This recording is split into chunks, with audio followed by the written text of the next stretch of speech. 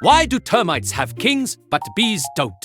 A termite colony can have a king and a queen. A bee colony gets a queen, a bunch of workers, and some males whose biggest career goal is to fly into the sky, mate once, and then violently stop being alive. Which feels a little unfair, because if termites get royal couples, why do bees only get a queen? Where is the king bee? Is he missing? Did the queen bee simply look at him and say, "Honestly, I can do this without you"? Well, kind of. The reason bees do not have kings, but termites do, is that termites and bees build their societies around completely different reproductive systems. And one of them accidentally made dads useful. The other one made dads more like disposable flying genetic snacks. Let's start with termites. A termite king is not just some tiny guy wearing a crown and pointing at wood. He is actually important. When young reproductive termites leave their old colony, they grow wings, fly out, find a partner, drop their wings, and start a new colony together. A male and a female termite basically move into a tiny dark hole and say, okay, this is the kingdom now. At first, there are no workers, no soldiers, no giant army of babies. Just two soft little insects in a damp chamber trying to build a civilization out of wood, dirt, spit, and hope. The queen lays eggs. The king fertilizes them. And together, they produce the first workers who eventually take over the boring chores, like feeding everyone, cleaning the nest, building tunnels, and pretending this family business is normal. But the king does not just leave after the first batch of eggs. He stays. That is the important part. A termite king can remain with the queen for a very long time, sometimes for years and years, depending on the species. He keeps mating with her. He helps maintain the colony's reproductive system. And he is one of the reasons the colony can keep producing more termites over time. So in termite society, the king is not decorative. He is not just there for the family portrait. He is basically the permanent dead engine of the colony. Which is a horrible phrase, but biologically accurate enough to be uncomfortable. Now compare that to honeybees. Honeybee males are called drones, and drones do not really work inside the hive. They do not collect nectar, they do not make wax, they do not clean the nursery. They do not defend the hive, they do not sit on a little throne and approve bee taxes. Their main job is to mate with a queen. That is it. That is the whole resume, and even that job is usually a one-time event. A queen honeybee does not keep a husband in the hive. Instead, when she is young, she flies out on mating flights and mates with multiple drones. Then, she stores the sperm inside her body and can use it later to fertilize eggs. So once the queen has collected what she needs, the male bee does not need to hang around as a king. The queen already has the genetic material. The drone himself is basically no longer required. It is like if someone invited you to help start a company, but the only thing they needed from you was one password. And then security escorted you out of the building forever.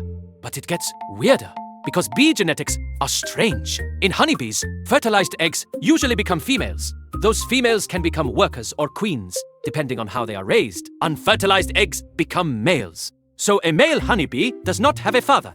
He only has a mother.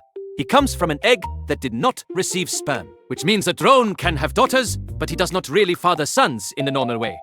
And this is one of the big reasons a king bee does not make much sense. A termite king can keep producing both male and female offspring with the queen. He is part of the colony's long-term reproductive machine. A bee drone cannot do that same job.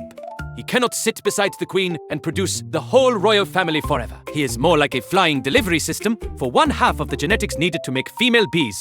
And once that delivery happens, he is done. Very done. Uncomfortably done. Now you might think, okay, but what if the drone did not die? What if he had an abdomen made of steel? Could he then become a king bee? Still not really, because the queen bee does not need him physically present. She can store sperm. That is the whole problem for him. He could stand there in the hive wearing a tiny crown, trying to look important, while the queen is already using stored sperm from him and several other males. At that point, his job is not king. His job is awkward roommate. And bees really do not have time for that. A hive is busy. Everyone is working. The workers are collecting food, feeding larvae, cleaning cells, building comb, guarding the entrance, and doing all the tiny bee jobs that keep the colony alive. A random male hanging around doing nothing is not royalty. He is overhead, and nature hates unnecessary overhead. Termites are different because their society started with a couple. The king and queen termite are the original founding pair. They begin the colony together, and in many termite species, they keep reproducing together. This makes the king useful for the long-term future of the colony. Bees are different because their society is built around a queen who mates early, stores sperm, and then lays eggs for the colony. The drones are not built to stay.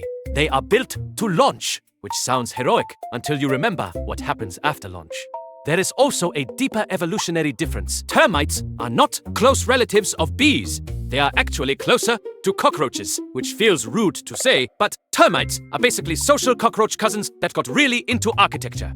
Bees are related to ants and wasps. So even though termites and bees both live in colonies, their societies did not come from the same starting point. They independently evolved these huge social systems. That is why they can look similar from far away, but work very differently once you zoom in. Both have workers. Both have queens. Both build complex homes. Both can make humans uncomfortable when found inside a wall, but the family systems underneath are not the same. Termites use a royal pair. Bees use a queen-centered sperm storage system.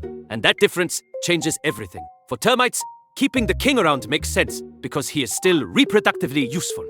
For bees, keeping a drone around does not really add much once mating has happened. Actually, it might make things worse. If one male bee acted like a permanent king and fathered too many of the queen's daughters, the colony could lose genetic diversity.